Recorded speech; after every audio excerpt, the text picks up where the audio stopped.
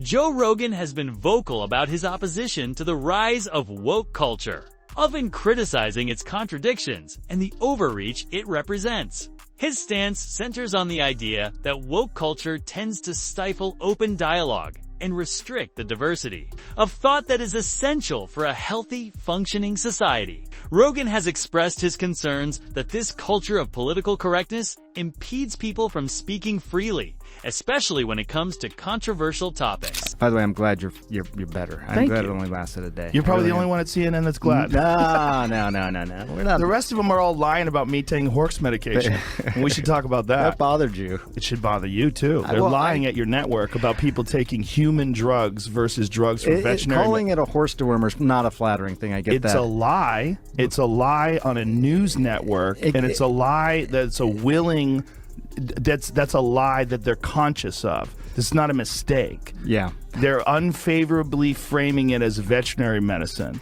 As someone who built a massive platform through his podcast, The Joe Rogan Experience, he has repeatedly challenged the narrative pushed by the mainstream media, promoting the importance of questioning authority and examining issues from multiple perspectives. Rogan's comments on the topic have struck a chord with many who feel that freedom of speech is under attack. His willingness to push back against what he sees as the increasingly dominant woke ideology has made him a controversial but influential figure, especially among people who feel similarly alienated by the culture of canceling and silencing opposing views. In 2021, Dr. Sanjay Gupta, CNN's chief medical correspondent, appeared on the Joe Rogan Experience. Did you see that thing that the FDA put out? What did the FDA put out?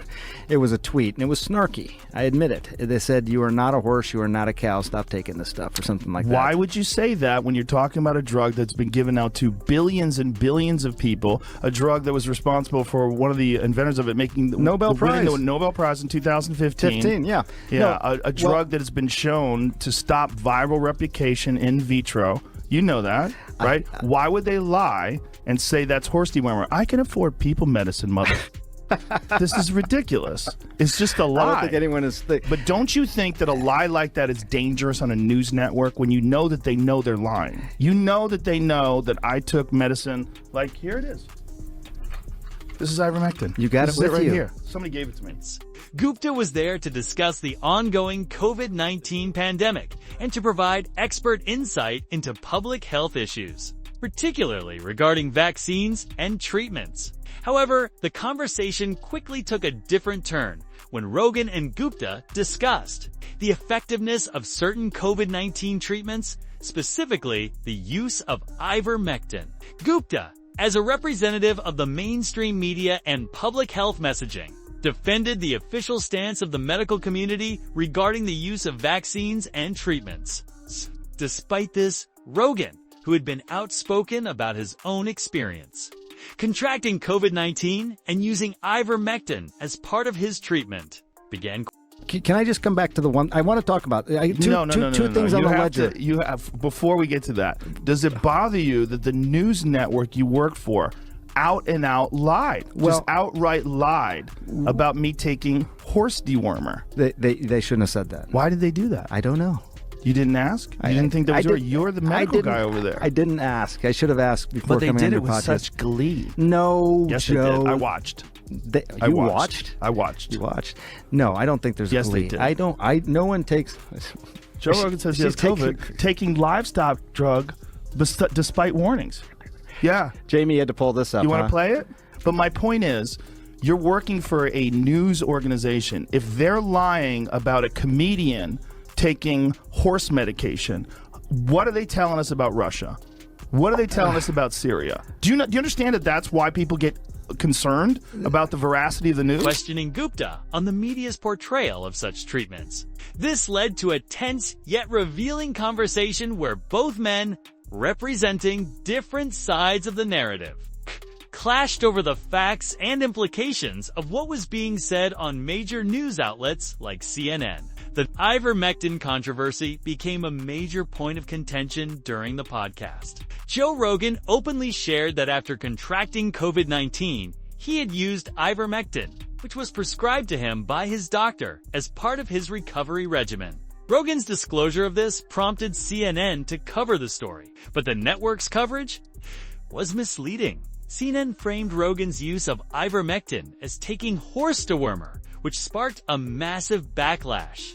Ivermectin, in fact, has a human-approved version, but CNN's misleading reporting painted a far more sensationalized and inaccurate picture. Rogan, known for his no-nonsense approach to interviewing, immediately called out CNN. The influence of Flint and his colleagues on media and culture.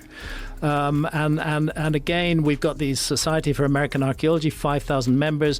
Flint is one. Flint's co-author, John Hoops, actually helped to write this letter for the Society of American Archaeology. They're saying that I embolden extreme voices that misrepresent archaeological knowledge in order to spread false historical narratives that are overtly misogynistic, chauvinistic, racist, and anti-Semitic. I mean, you apply those labels to somebody and you're going to get that person hated by a lot of people. Whole ball. I did not write that. No, your co-author, John Hoops, wrote it. We urge Netflix to add disclaimers that the content is unfounded. They want it to be called science fiction. In other words, that's a very clever way of canceling me. For misrepresenting his use of the drug. He pointed out the media's tendency to deliberately distort facts to create a sensational story. And in doing so, CNN not only misrepresented his actions, but also did a disservice to the public's understanding of available treatment options. For COVID-19, this moment crystallized Rogan's skepticism toward mainstream media's narratives during the pandemic and further fueled his anti-woke stance. CNN's coverage of Joe Rogan's use of ivermectin was not just inaccurate, but it was also deceptive. When the story broke, CNN framed Rogan's decision to take the drug as an irresponsible act of using a horse dewormer, a narrative that was both exaggerated and misleading. Rogan Dibble's response, delivered right after being shown a letter on air. Let's just say it didn't help his case. Go back to that. Why would And here's someone... Flint. You're so much more of a celebrity than me. Here's Flint. Netflix. Correct. I'm sorry that I am Flint. That's not really my problem. Hey saying I have Netflix. this power. Hey Netflix, correct your mistake and reclassify Ancient Apocalypse as fantasy. Netflix correct your mistakes. This is you pushing this, Flint.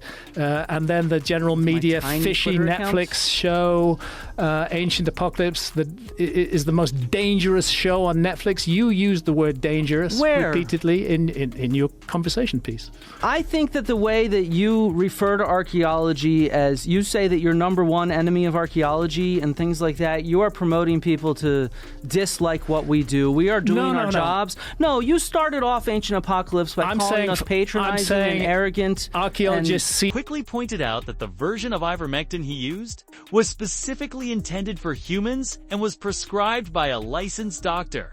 Despite the facts, CNN continued to run with the sensational angle, which contributed to the growing divide between mainstream media outlets and independent voices like Rogan's. Rogan's criticism of CNN was both pointed and direct, he accused the network of spreading misinformation and prioritizing sensationalism over the truth. Doing so, CNN ignored the broader, more complex reality. Walked away with a clear win, but that's what made the episode so compelling. It was one of those rare conversations that showcased exactly why Joe is such a standout interviewer. He doesn't let anyone skate by no matter what side they're on. It was raw, it was honest, and it pulled no punches. I'd love to hear what you think about it, so let's keep the conversation going in the comments below. And if you enjoyed the video, don't forget to share it with your friends. Thanks so much for watching, and I'll catch you in the next one.